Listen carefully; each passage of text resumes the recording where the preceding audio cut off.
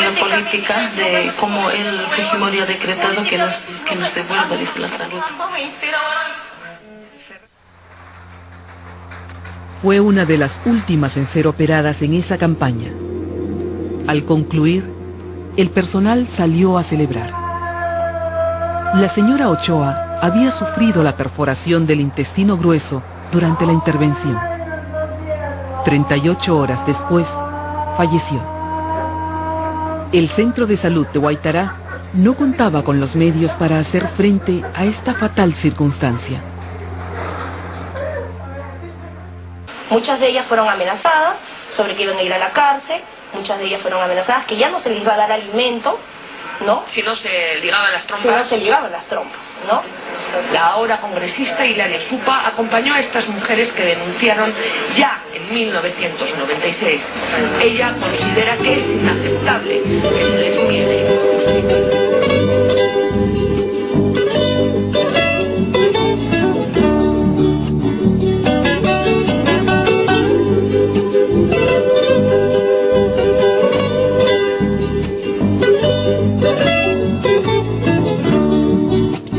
Con todo respeto les digo, en tiempos 1995 hasta 2000 ha sido gracias a fujimontesinistas 300.000 mujeres indígenas esterilizadas con el cuento de exterminar la pobreza, 22.000 varones.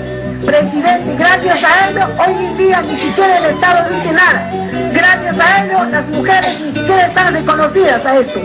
Quiero responder esto, que las mujeres están esperando la justicia, el reconocimiento del Estado por sus derechos humanos que se han sido atropellados, presidente.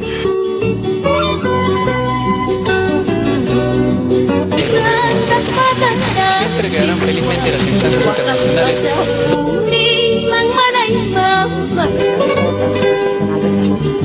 Y la imposición de cuotas, a su vez, estuvo acompañada de estímulos, como en su caso de la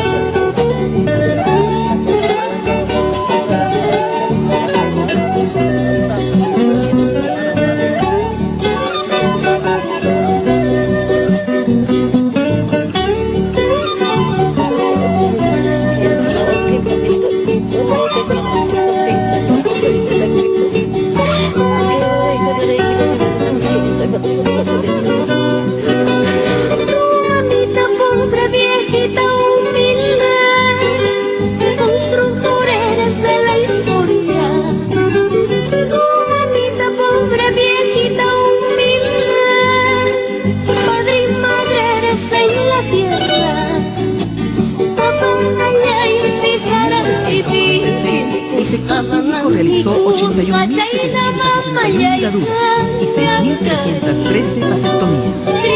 En 1997, según la versión del Ministerio de Salud recogida por el Comercio, se realizaron más de 114.500 ligaduras.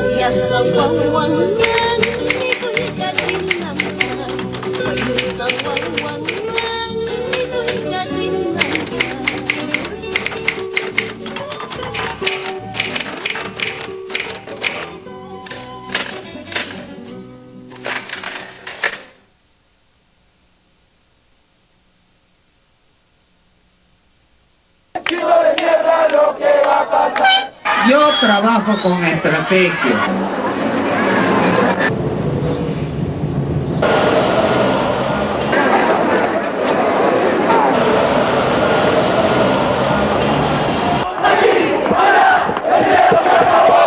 Español masticado, gesto de humilde vendedor de guantán, movimiento de robot articulado, degradó al Estado convirtiéndolo en olla regalada y en derechos violados. Un otro presidente y lo utilizó para mantenerlos en el fango. No fue un Robin Hood, fue el sátrapa de la necesidad ajena. Pobreza. En el año 1991, el 57,4% de la población era pobre. En el año 2000, el 54,1% era pobre. En términos porcentuales, rebajó el total de pobres en 3 irrisorios puntos. Pero en términos absolutos, en el 2000 había 1.200.000 pobres más. Vamos a ver quién se gana mi... La pobreza, esto es, mantenerla de forma consciente. Eso se puede corroborar con las fluctuaciones que tenían los gastos en los programas sociales en víspera de las elecciones. Estos gastos crecían enormemente en víspera de las elecciones y volvían a decrecer cuando éstas pasaban. La flamante ministra de Promoción... Estadísticamente, en la era Fujimori se dieron estos otros indicadores de fracaso.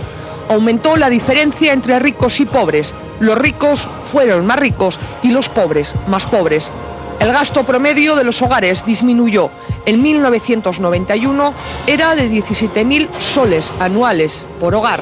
En el 2000 la cifra bajó a 15.817 soles. El gasto es el indicador del bienestar material de la población. Tuvo el dinero de las privatizaciones y el país solo se vende una vez. Utilizó los fondos del Fonavi a su antojo, para todo menos para financiar la vivienda de los trabajadores. Estamos hablando de millones de dólares que nunca más volverán. Y él perdió la oportunidad histórica. Quizás lo peor de todo es que demolió la conciencia colectiva para convertirla en frijol regalado.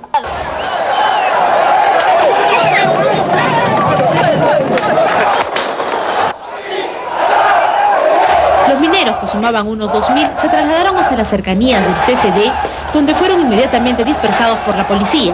La única forma de sacar a los pobres de la pobreza es generando fuentes de trabajo, y Fujimori tampoco consiguió esto. Con honradez, tecnología y trabajo saldremos adelante. Demolió los derechos laborales y no generó más trabajo, ni consiguió que las empresas fueran más productivas y competitivas. Aquí la realidad en forma de cuadro. Los contratos en negro pasaron del 34% en el 90 al 46% en el 2000. Los contratos flexibles del 25% al 26% en el 2000. Y los contratos permanentes del 40% al 25% en el 2000. La informalidad laboral pasó del 52.7% en el 91 al 59.2% en el 2000. Nunca hubo tanto ambulante.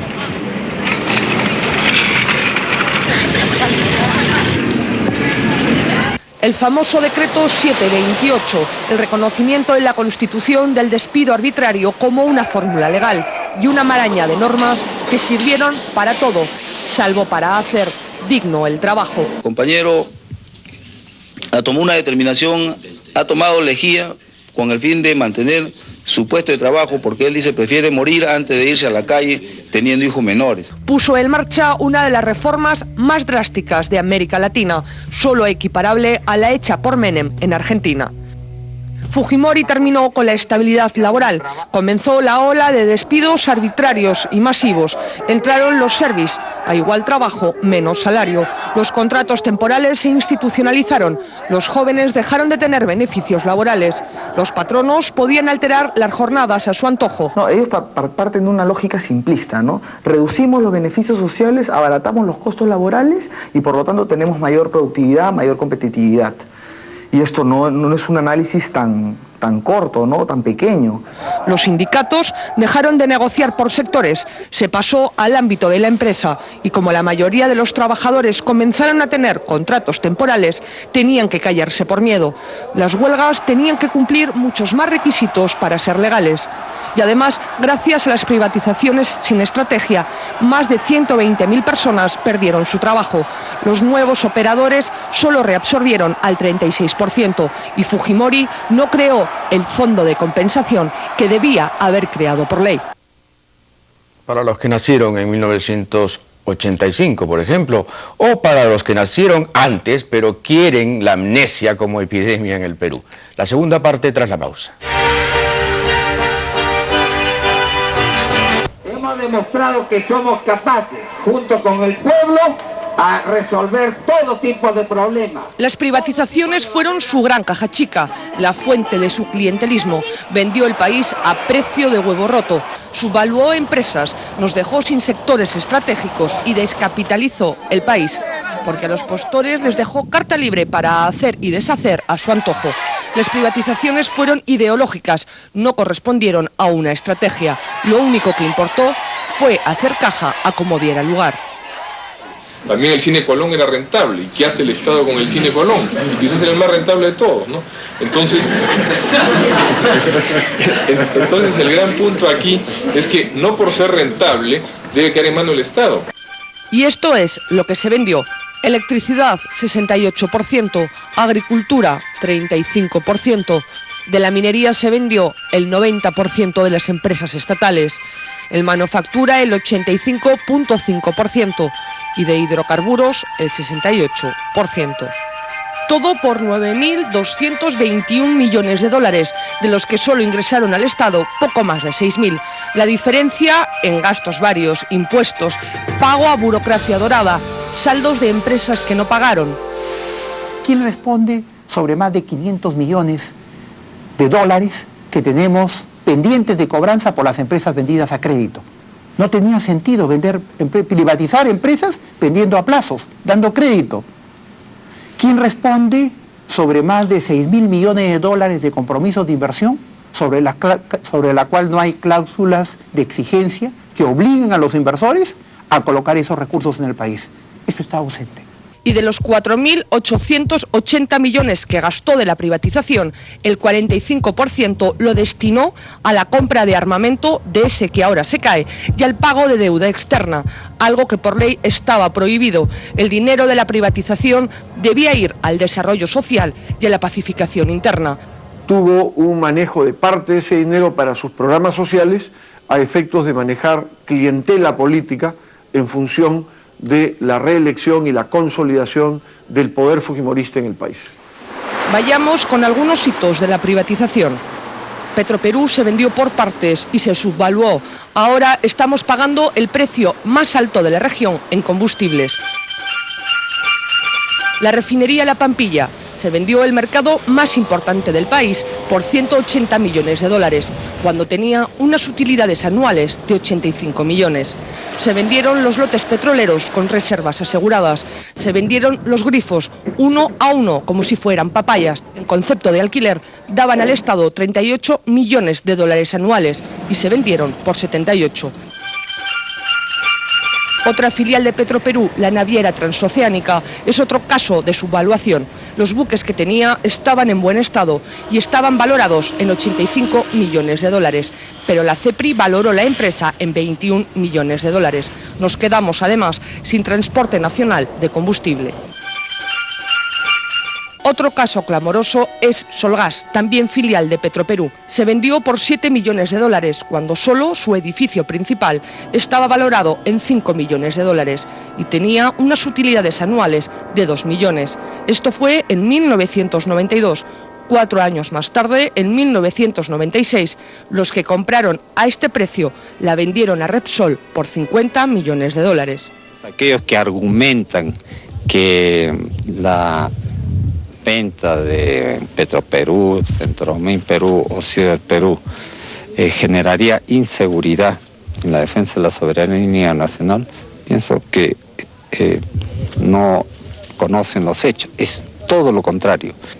Cuando Fujimori quiso reaccionar ya era demasiado tarde. De Petroperú solo quedaba la chauchilla. Aeroperú fue otra de las perlas de la privatización. Nos quedamos sin una línea de bandera nacional porque se vendió por vender al Grupo Aeroméxico, que la liquidó al poco tiempo. Se permitió que se administre fraudulentamente, de forma tal de que, aparte de que la empresa quebró, la empresa no declaraba las ganancias que tenían aquí, porque las facturaban como si fueran ventas hechas en México. La minería fue sin duda otra de las piezas angulares. Fujimori les dio un marco tributario que hasta ahora es el origen de muchos conflictos sociales.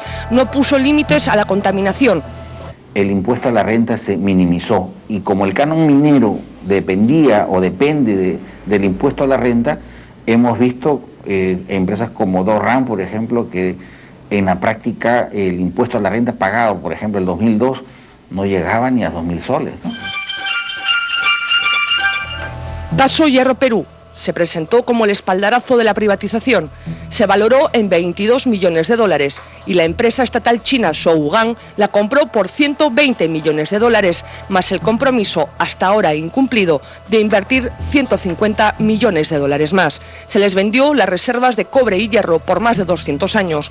Ahora la empresa china lo que ha creado es un grave conflicto social.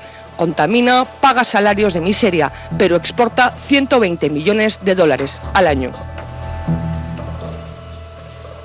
Seguimos con la minería. Centromin era la principal minera del centro del Perú, era una empresa integral. Doerram compró una parte, Volcan la otra. En los dos casos no pagan casi impuestos, contaminan, no han cumplido con sus compromisos de inversión y tienen utilidades millonarias. Se vendieron a precio de risa. Por ejemplo, el yacimiento de Cerro de Pasco se pagó 61 millones de dólares cuando tenía utilidades de 20 millones al año. Nosotros evitamos y hemos tomado en este momento el local a fin de evitar que en este gobierno, que ya está en las postrimerías, se llegue pues a una coligazón a entregar pues a unidades estratégicas que son de interés del país. Minero Perú también se regaló. Solo un ejemplo, por el yacimiento de cobre de Quellaveco se pagó 12 millones de dólares y el compromiso de invertir 2.800 millones más. Y hasta ahora solo se ha invertido 70 millones. La misma empresa que compró Quellaveco pagó por un yacimiento en Chile, que era la tercera parte, 180 millones de dólares. Y además se privatizó la luz, el teléfono, vendimos la carne y nos quedamos con el hueso. El Estado ha recibido menores impuestos, el público ha pagado las altas tarifas que han financiado en última instancia la inversión y las empresas ya privatizadas, las empresas privadas, en muchos casos, en la mayoría de casos, tienen tasas de rentabilidad, por decirlo de una manera, extraordinarias o anormales, ¿no? Hizo del país una combi, nos llenó de carros de segunda, trajo las AFP sin condiciones. Definitivamente fue el hombre guantán, cobertura transparente, fondo triturado. Él sí que cumplió con perder una oportunidad histórica. Al fin y al cabo, era un japonés sin respeto por el país que lo acogió.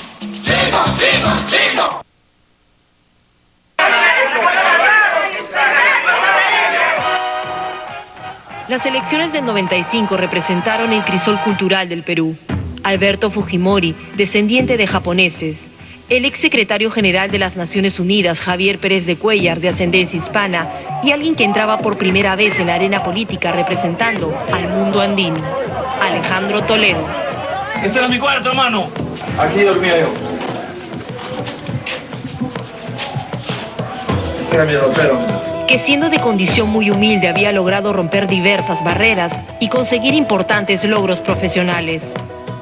La participación de este peruano graduado en Stanford generó en el elector más curiosidad que auténtico entusiasmo. Esa curiosidad se transformaría en el gran apoyo popular que lo convertiría, años después, en presidente del Perú. Alberto Fujimori fue reelecto con una abrumadora mayoría y de inmediato puso en funcionamiento la maquinaria reeleccionista para el 2000. La bancada oficialista del Congreso, impuesta con el autogolpe, contradiciendo la Constitución y buscando la segunda reelección, presentó el proyecto de ley de interpretación auténtica. Interprétase de modo auténtico que la reelección a que se refiere el artículo 112 de la Constitución. Fujimori pretendía quedarse en el poder por 5 años más, pero el máximo organismo judicial, el Tribunal Constitucional, votó en contra de esa ley declarándola inaplicable. El presidente de la República puede serlo por 2 periodos de 5 años cada uno, y cuando multiplica 5 por 2 dice que es 15, es decir, que va hasta el año 2005. Y no se preocupen que en el año 2005 va a decir, ay, me equivoqué, comencemos a contar de nuevo. Todos los que votaron en contra fueron destituidos. Señor presidente, yo puedo acusar y acuso a los señores magistrados Nugent, Aguirre Roca, Rey Terry y la señora Reboredo Marzano. Se eligieron nuevos magistrados y la ley se aprobó. El plan de Fujimori para perpetuarse en el poder se había cumplido.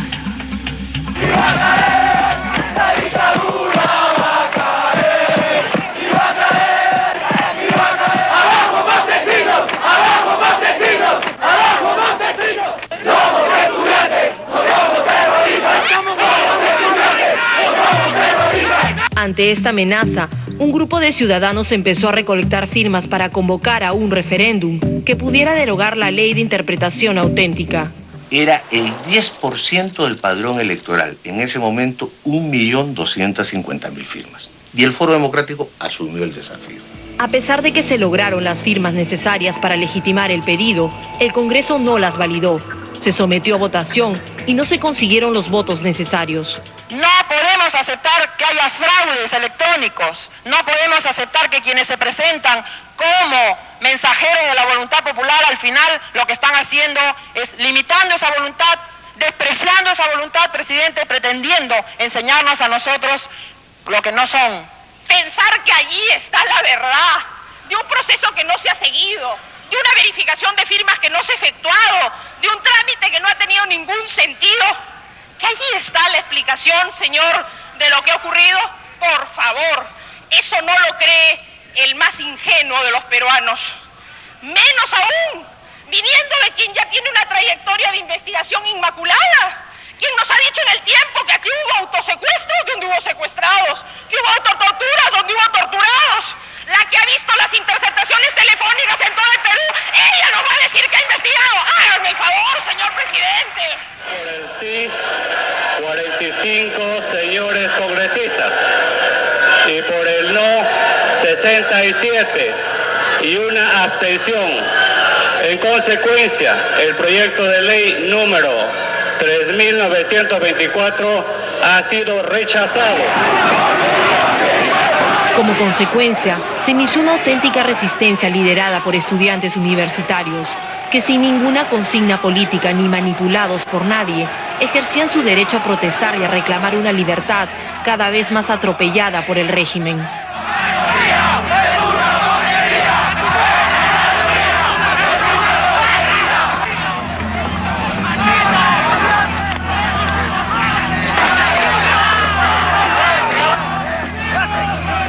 Montesinos, cada vez menos tolerante con la crítica, empezó una campaña contra determinados periodistas. Ya los medios de comunicación ya estaban un poco volcándose más para lo que eran los temas inactuales, menos en la investigación política, pero el control total absoluto yo sí siento que se llega a ocurrir, llega a perpetrarse luego de que cae Baruch Hipcher, o sea que se le retira la nacionalidad y es como una lección para todos los broadcasters, como diciéndoles, si ustedes no se portan, esto también les puede ocurrir.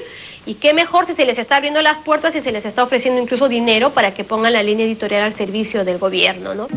Se expulsó del país al dueño principal de Canal 2, Baruch Hipcher, por haber involucrado a Vladimiro Montesinos en varias denuncias sobre corrupción. Intercepción a celulares de congresistas y periodistas, canal de televisión, opositores al gobierno. Hoy por hoy, uno de los secretos mejor guardados sobre este personaje tiene que ver con sus ingresos. ¿Cuánto gana Vladimiro Montesinos? Se trata de una información tan reservada que ha sido negada incluso al Pleno del Congreso. Los socios minoritarios que recibimos a través de información de agentes de inteligencia para atentar contra el periodista César Hildebrand. Y aquí está esta fotografía que pertenece a una agente llamada Susana Saavedra. Esta es la persona que, según nuestros informantes, que realmente son buenos, iba a apretar el gatillo. Esta noticia apareció recientemente refundida en las páginas policiales de un diario local. Se trataba de un horrendo crimen en el que manos extrañas habían descuartizado a una joven mujer de 29 años de edad.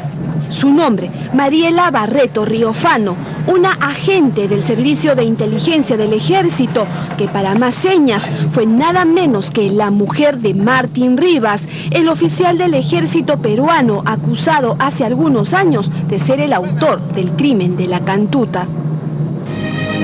Leonor La Rosa sufrió 3 paros respiratorios después de haber sido torturada sistemáticamente durante una semana. Ella no es una delincuente común, tampoco una terrorista.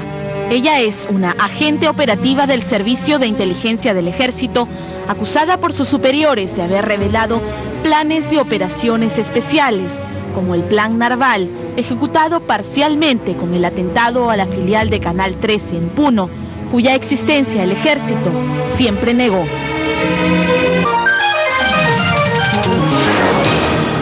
Hoy por hoy, uno de los secretos mejor guardados sobre este personaje tiene que ver con sus ingresos. ¿Cuánto del Congreso? Por el presidente del Consejo de Ministros, Alberto Pandolfi.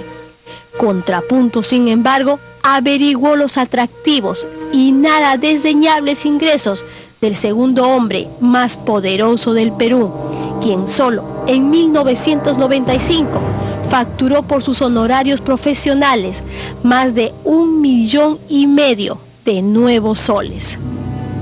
A comienzos de esta semana, en un lugar de Lima que por obvias razones no podemos precisar, una fuente sumamente confiable hizo entrega a Contrapunto de un valiosísimo material. Se trataba nada menos que de cassettes de audio y 2 disquetes de computadora conteniendo una indignante información. Por primera vez en los últimos años, estos cassettes de audio y estos disquetes pueden probar finalmente y de manera irrefutable que en el Perú el espionaje telefónico es una terrible realidad. Y lo que es más grave, es un arma que se viene utilizando cada vez con mayor fuerza contra políticos y periodistas. Una prensa adicta. Es el motivo que pagó tanto dinero a los dueños de televisión. El mismo Montesinos entregaba rumas de dinero en efectivo a cambio de asegurar el apoyo incondicional a los planes reeleccionistas del gobierno de Fujimori. Otra herramienta que usó para atacar a sus detractores fue la llamada prensa chicha, una prensa popular que utilizaba llamativos titulares para destruir la imagen de quienes se oponían o criticaban al gobierno. Ya hemos visto los diarios chicha con toda la plata que robaban realmente y que publicaban guerras psicosociales, ¿no? Ahí se conocía que eran de 3.000 a 6.000 dólares por cada titular. O sea, cada titular, cuando era página abierta, era 5 a 6.000 dólares. Todos los días había un equipo en el Servicio de Inteligencia que fabricaba los titulares y los medios tenían que llenar las historias con mentiras para satisfacer este libreto que había sido elaborado en el Servicio de Inteligencia. Las primeras víctimas inmediatas de esa prensa chabacana, manipulador y pueril fueron los candidatos a las elecciones del 2000, Alberto Andrade y Luis Castañeda. Luego apuntarían sus ataques al entonces candidato Alejandro Toledo.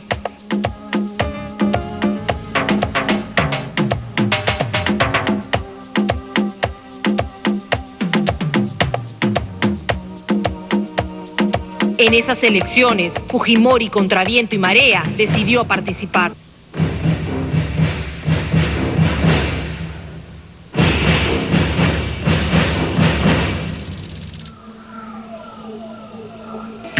La maquinaria gobernista para las elecciones era arrolladora. Los fondos del Estado se usaban a diestra y siniestra. Ante esto, se hacía necesario un frente de oposición con una candidatura única. El primero en plantearlo, sacrificando su opción independiente en favor de algún otro candidato, fue Alejandro Toledo.